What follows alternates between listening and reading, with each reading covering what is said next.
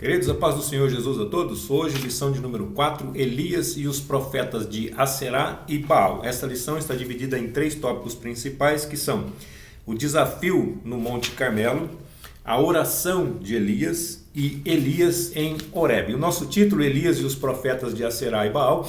Você se lembra que na lição anterior nós dissemos que Aserá era a deusa da fertilidade e Baal o deus da chuva. Então, o profeta Elias ele vai ter um confronto com esses deuses falsos. Na verdade, os profetas e as profetisas de Aserá eles não foram nesse encontro, nesse confronto. Somente os profetas de Baal. Por que será, né? Será que eles já sabiam que o Deus deles não era um Deus verdadeiro?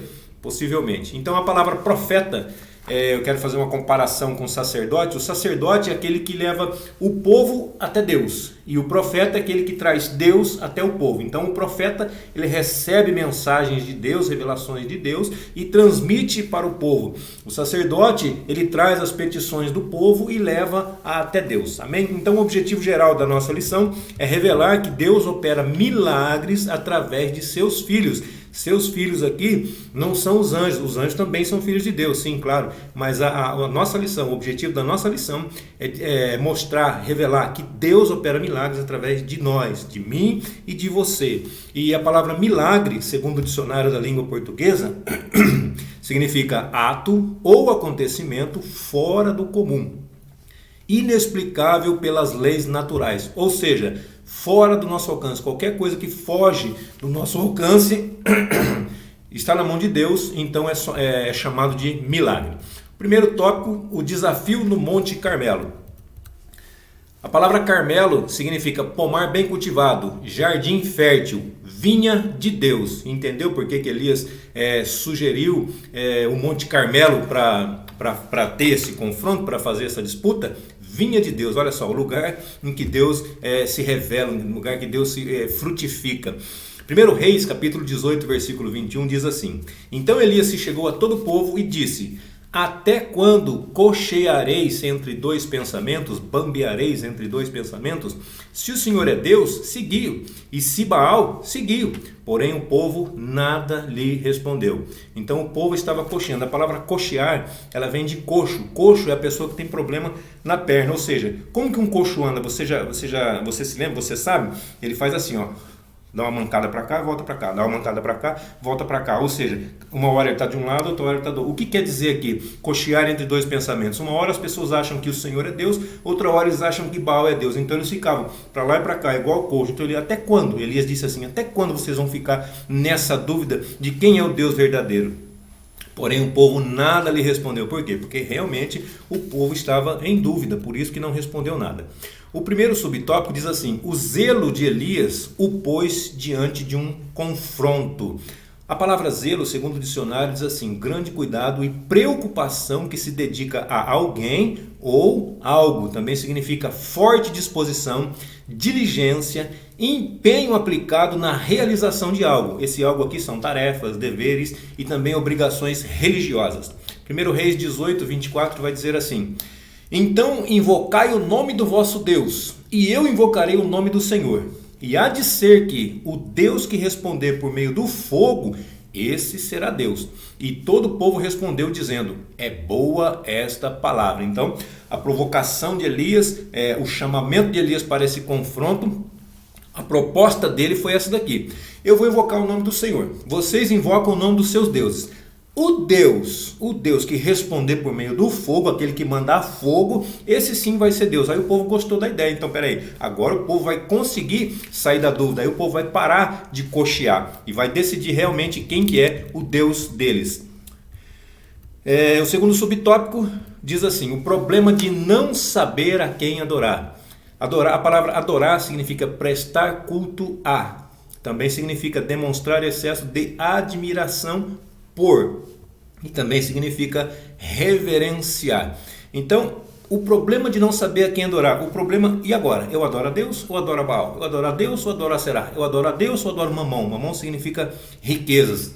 Então existe um grande problema em não saber em quem adorar. Temos que decidir, temos que sair de cima do muro. Salmo 135, dos versículos 15 até o 18, vai dizer assim: os ídolos dos gentios são prata e ouro, obra das mãos dos homens. A palavra gentios, só existem dois povos. Na verdade, desses dois povos, Deus criou um terceiro. Então, só existiam gentios e judeus. Quem não era gentio era judeu, quem não era judeu era gentio. Ou seja, nós como não somos judeus, ou particularmente eu, não sei você, mas eu como não sou judeu, então era gentio. Então desses dois povos, o Senhor Jesus ele criou um só. Qual que é? A igreja. Mas não é a igreja Assembleia de Deus, Deus é amor, congregação cristã, igreja... Não é essa igreja não. É a igreja daqueles que vão participar do arrebatamento, daqueles que são servos fiéis do Senhor, daqueles que adoram Ele em espírito e em verdade. Então essa é a igreja que o Senhor Jesus formou desses dois povos. Então o gentio que aceita Jesus passa a ser igreja de Deus. O judeu que aceita Jesus passa a ser igreja de Deus. Ou seja, desses dois povos ele formou um terceiro, que na verdade esse é o povo escolhido, o povo dele, o povo que vai morar no céu. Então o Salmo 135 do 15 ao 18, os ídolos dos gentios são prata e ouro. Gentios, já sabe, né? Aqueles que não conhecem ao Senhor Jesus. São prata e ouro, obra das mãos dos homens. Tem boca, mas não falam. Tem olhos e não veem. Tem ouvidos, mas não ouvem. Nem há espírito algum nas suas bocas. Semelhantes a eles se tornem os que os fazem e todos os que confiam neles. Olha só. Então, se tornem semelhantes. Ou seja, tem boca, mas não fala. Tem ouvido, mas não ouve. Tem olho, mas não vê. Se tornem semelhantes a eles, aqueles que adoram, aqueles que servem a eles. Sejam iguais a eles. Ou seja, olha só que situação difícil. Mateus 6,24 também diz assim: ninguém pode servir a dois senhores, porque ou há de odiar um e amar o outro, ou se dedicará a um e desprezará o outro. Não podeis servir a Deus e a Mamon. Mamon significa riquezas, Mamon significa dinheiro. Pode dizer, é pecado ter dinheiro? Não, não é pecado nenhum ter dinheiro. O pecado é ser escravo do dinheiro, ser servo do dinheiro. Esse é o pecado. Tudo que você vai fazer é dinheiro, é dinheiro, é dinheiro, é dinheiro. Parece o siriguejo lá do Bob Esponja. Dinheiro, dinheiro, dinheiro, dinheiro, dinheiro. Isso é um problema. Então nós temos que servir a Deus. Se Deus nos der riquezas, nós usamos as riquezas para abençoar as pessoas, para ajudar as pessoas, porque tudo aquilo que Deus nos dá não é somente para uso pessoal, é também para uso pessoal, mas sim também para abençoar outras pessoas. Agora, se eu sou escravo das riquezas, onde é que vai ficar Deus na minha vida? Onde que ele vai ficar? Ele vai ficar em segundo plano. E qualquer coisa que assume o lugar de Deus na minha vida, que toma o primeiro lugar na minha vida, que toma o lugar de Deus na minha vida, isso é idolatria. Então não tem como servir a dois senhores. Independente de ser mamão, independente de ser riqueza, independente de ser dinheiro, independente de ser qualquer outra coisa. Qualquer coisa que assuma o lugar de Deus na nossa vida é idolatria. E isso não pode, nós não podemos. Deus tem que estar em primeiro lugar nas nossas vidas. Desafio do fogo. A palavra desafio significa provocação a duelo, combate ou guerra.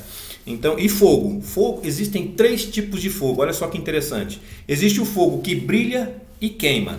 Esse fogo aqui, então eu vou falar para vocês, depois eu explico cada um deles, tá bom? Fogo que brilha e queima, fogo que não brilha, mas queima, e existe também o fogo que brilha, mas não queima. Olha só, isso é interessante. Fogo que brilha e queima é o fogo comum, o fogo que nós estamos acostumados a ver. Ou seja, ele é formado pelos 3 Cs, que é o combustível, o comburente e a combustão. Então existe o oxigênio, que é o comburente, o combustível, que pode ser o gás de cozinha, pode ser papel, pode ser as coisas que queimam, são o combustível, e também o calor, ou seja, o ponto de ignição, ou seja, uma faísca. Quando você vai acender o fogão na sua casa, o que você faz? Você liga o gás, o oxigênio já está no ar, o gás está saindo, aí você precisa de uma faísca. Quem tem um fogão elétrico, aperta o botão, ele gera uma faísca e o fogo se acende. Quem não tem, usa o fósforo, acende o fósforo ou acende um isqueiro, qualquer coisa. E esse ponto de ignição, essa faísca faz com que o fogo seja gerado. Esse é um fogo controlado, é um fogo comum que nós conhecemos. Esse fogo, ele brilha, ele ilumina, ele clareia, mas ele também queima. E Jó, capítulo 1, versículo 16, diz assim: estando ele ainda falando, veio outro e disse: fogo de Deus caiu do céu, e queimou as ovelhas e os servos, e os consumiu, e só eu escapei para trazer-te a nova. Esse é o fogo comum, só que caiu do céu.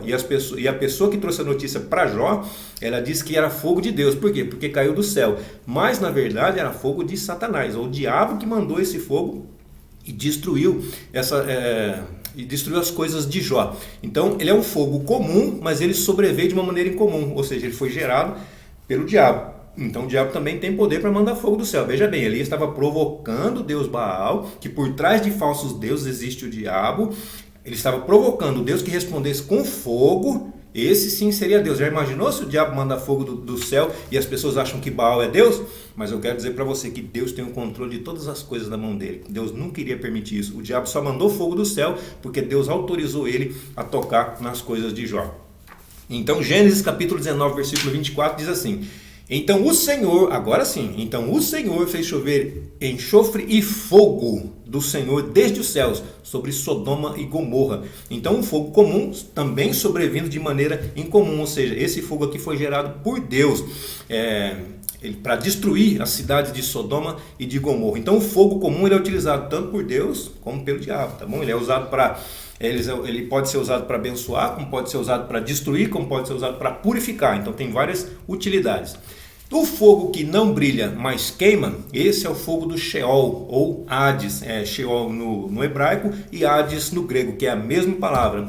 Então não é o inferno ainda, tá bom? Esse fogo aqui é o do Sheol, Hades, é do lugar dos mortos sem Cristo neste momento. Então lá é um lugar escuro, é um lugar de trevas exteriores, é um lugar onde o bicho nunca morre e o fogo nunca apaga. Peraí, o fogo nunca apaga, mas é um lugar de trevas? Que tipo de fogo é esse então? É o fogo que não brilha, mas é um fogo que queima. Onde que está isso na Bíblia? Mateus 9, 43 e 44. Peraí que sumiu daqui. E se a tua mão te escandalizar, corta. Melhor é para ti entrares na vida aleijado do que, tendo as duas mãos, ires para o inferno, para o fogo que nunca se apaga. Olha só, fogo que nunca se apaga.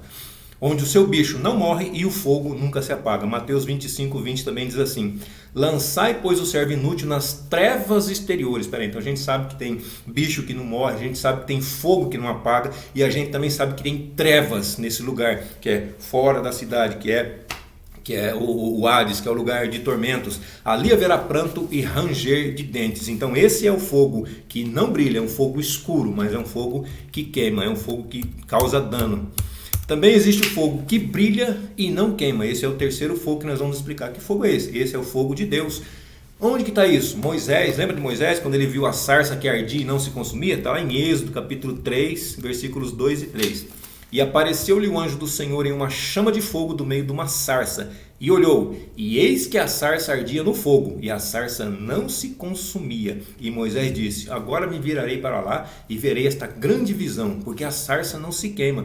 Então esse é o fogo de Deus, o fogo que brilha, mas o fogo que não queima. Então esses são os três tipos de fogo. O resumo do tópico diz assim: assim como Elias confrontou os profetas de Baal diante da idolatria, os servos do Senhor devem estar dispostos a enfrentar todo tipo de pecado. Ou seja, nós temos que bater de frente contra o pecado. Não é ficar apontando o dedo, falando para a pessoa, não é nada disso não, tá bom? Mas quando houver pecado, quando houver problemas, dificuldades, nós temos que as pessoas nos convidarem para fazer isso. Provérbios fala muito disso daí, quando as pessoas te convidarem para fazer alguma coisa errada, não, você tem que confrontar, você tem que falar, não, eu não vou, e você tem que orientar as pessoas a também não fazerem. Temos que bater de frente, temos que ser contra, temos que amar os pecadores assim como Jesus ama, mas temos que abominar o pecado assim como Deus odeia o pecado.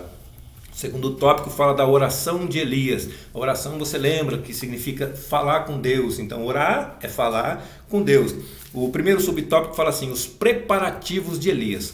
Preparativo é tudo aquilo que a gente prepara antes daquilo que nós vamos fazer. Então, antes de uma festa, você faz todos os preparativos, você se prepara antes, você arruma, você organiza todas as coisas antes que a festa aconteça. Então, nesse caso aqui, haveria um combate. E nesse combate, nesse confronto, Elias preparou tudo antecipadamente para que isso pudesse ocorrer da melhor forma possível. Então, a palavra preparar significa aparelhar, arrumar antecipadamente, pôr em condições adequadas para a atividade posterior. Definição do dicionário, tá bom? 1 Reis 18, 23 diz assim: deem-se-nos, pois, 2 bezerros, e eles escolham para si um dos bezerros, e o dividam. Ele ainda deu a prioridade para eles. Nos traga 2 bezerros, e eles podem escolher um para eles, e o outro vai ficar para mim. E o dividam em pedaços, e o ponham sobre a lenha, porém não coloquem fogo. Eu prepararei o outro bezerro e o porei sobre a lenha e não colocarei fogo. Então estava fazendo todos os preparativos aí. 1 Reis 18, 31 a 35. E Elias tomou 12 pedras, conforme o número das tribos dos filhos de Jacó, ao qual veio a palavra do Senhor, dizendo: Israel será o teu nome. E com aquelas pedras edificou o altar em nome do Senhor. Depois fez um rego em redor do altar, segundo a largura de 2 medidas de semente.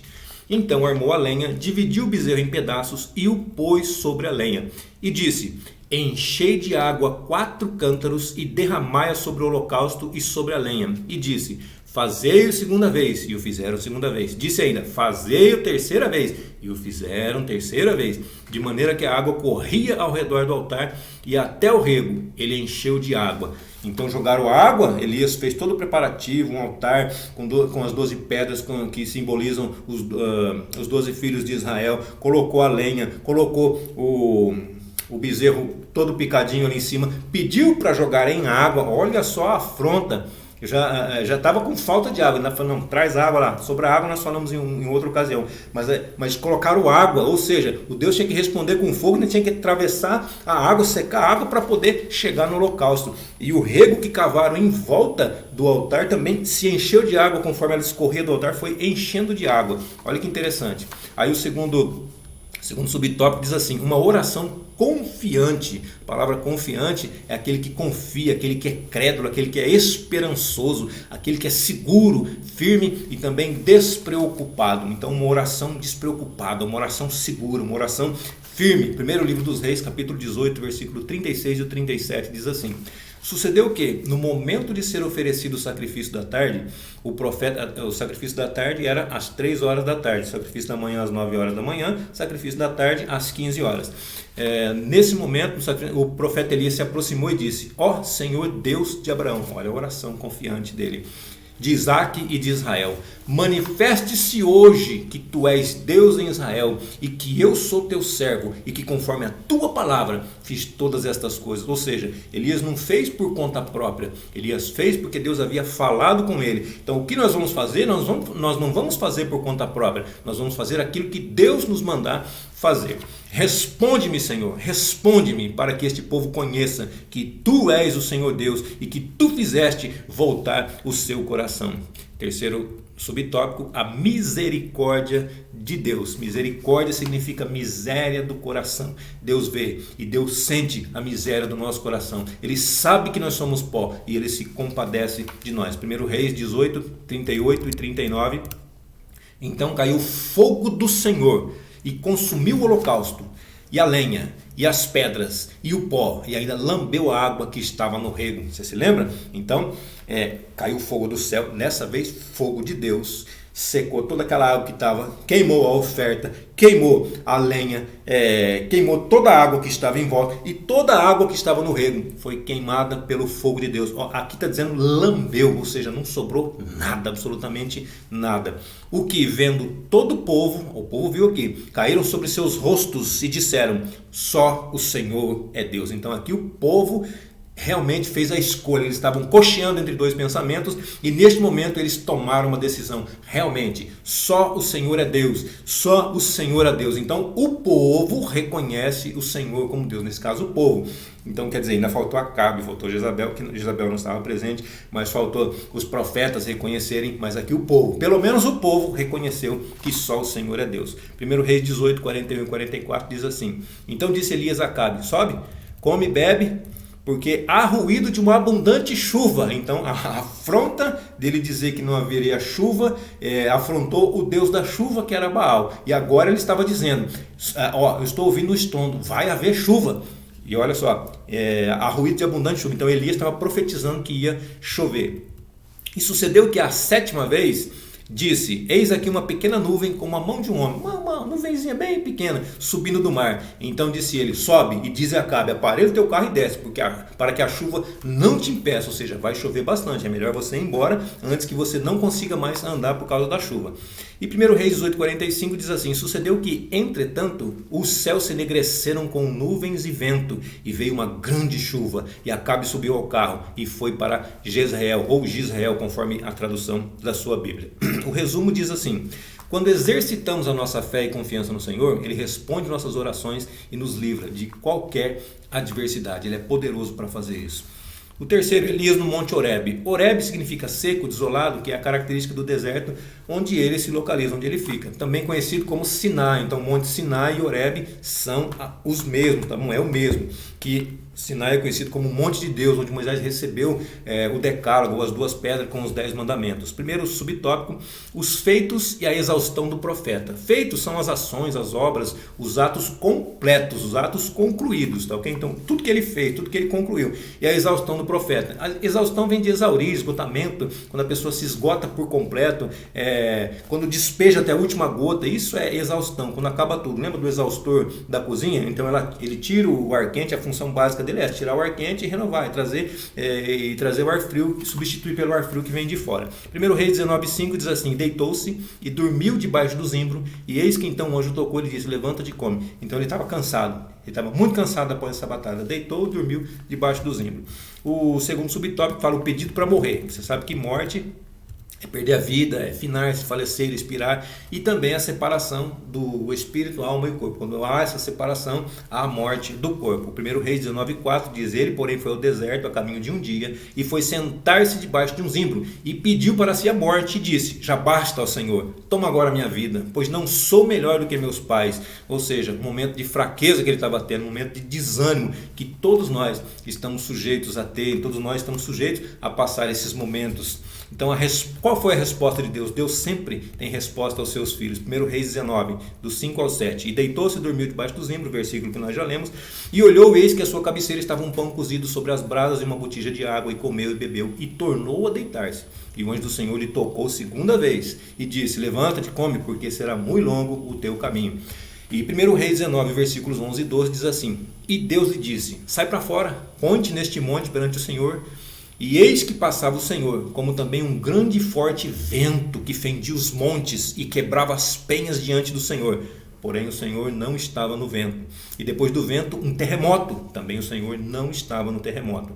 E depois do terremoto um fogo, porém também o Senhor não estava no fogo. E depois do fogo uma voz mansa e delicada, mansa e calma. Ou seja, nem sempre o Senhor fala com movimento, com barulho. Muitas vezes ele fala no movimento, no barulho, muitas vezes, mas nem sempre. Então temos que entender, temos que aprender a conhecer a voz de Deus. Então às vezes ele fala na calmaria, às vezes ele fala na tranquilidade. 1 Reis 19, o 15 e o 16. E o Senhor lhe disse: vai, volta pelo teu caminho para o deserto de Damasco, e chegando lá, unge Azael, rei sobre a Síria, também a Jeú, filho de Ninsi, ungirás rei de Israel, e também a Eliseu, filho de Safate, de Abel-Meolá, ungirás por profeta em teu lugar. Eu não comentei, não deixei nenhum versículo guardado, escrito aqui, mas Elias, ele tinha pedido a morte para Deus. Então esse é o momento de dificuldade, o momento de fraqueza de todas as pessoas. Todo mundo passa por pedir a morte. Nem sempre nós pedimos a morte, mas todo mundo passa por momentos de fraqueza, todo mundo passa por momentos de dificuldade, momentos críticos, momentos de desânimo. Ninguém é super-humano, ninguém é super-herói aqui, super crente. Eu creio em Deus de tal forma que nada pode abalar a minha fé. De vez em quando há momentos de tristeza, momentos de solidão. Isso que é pior, nós temos, é sempre bom ter um companheiro, uma companheira, uma pessoa que nós podemos conversar, contar os nossos problemas, não é bom? Quando você não tiver ninguém, tenha certeza, tem um Deus no céu que está junto com você. Então Elias estava pedindo a morte. Se ele quisesse a morte, era só ficar lá que Jezabel já estava pronta para matar ele, mas não era exatamente isso, era só o momento que ele estava passando. Então ele precisava ficar um pouco sozinho. Deus falou por ele essas palavras: unge Azael, rei da Síria, unge Jeú, rei de Israel, e também Eliseu para ficar no teu lugar. Você quer morrer? Então coloca uma pessoa, prepara uma pessoa para ficar no teu lugar. Ele conseguiu ungir a Eliseu, e os outros dois, Azael e Jeú, ele não conseguiu, mas Eliseu herdou os deveres de Elias e acabou cumprindo essas tarefas. O resumo desse tópico diz assim: Deus compreende nossos momentos de desânimo e fadiga, pois eles fazem parte da nossa humanidade. Só para a gente concluir aqui, Ele sabe que nós não somos super-humanos. Ele quem? Deus sabe que nós não somos super-humanos, super-heróis, mas Ele sabe que nós somos pó, simplesmente seres humanos, com nossas fraquezas, com nossas falhas, com nossos erros, com nossos defeitos. Aí sim Ele se compadece de nós, Ele tem misericórdia de nós e nos ajuda em tudo. Deus abençoe sua vida, sua família, sua casa, seu lar, e até a nossa próxima lição, se assim Deus nos permitir.